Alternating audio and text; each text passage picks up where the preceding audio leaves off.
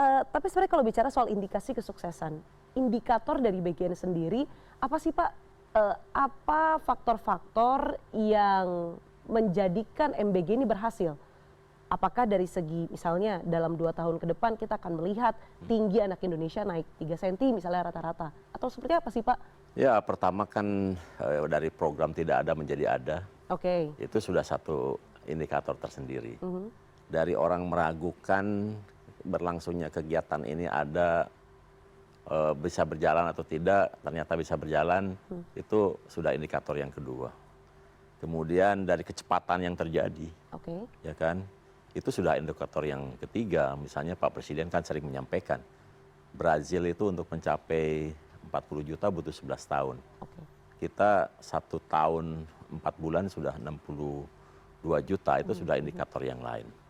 Kemudian dari terselengganya program ini, kemudian makan ini adalah unsur basic ya, yang keseharian itu diperlukan dan ini sangat krusial untuk kecerdasan, pertumbuhan, aktivitas dan lain-lain. Kemudian bisa dirasakan oleh sekian banyak orang dan di beberapa sekolah bahkan hampir seluruhnya itu meningkatkan tingkat kehadiran, bahkan meningkatkan gairah anak berangkat ke sekolah, terutama di daerah-daerah.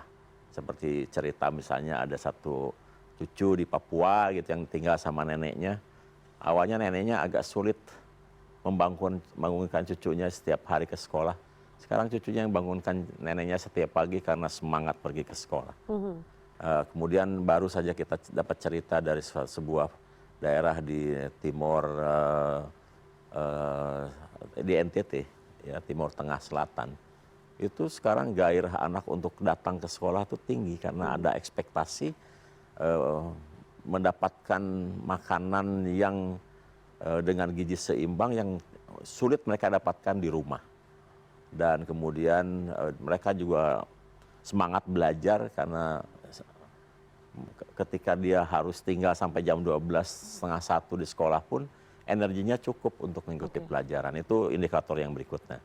Tapi untuk indikator yang selanjutnya dalam jangka panjang, menurut saya, itu adalah bagaimana kita bisa meningkatkan rata-rata IQ anak Indonesia yang ini tentu saja tidak dalam waktu singkat.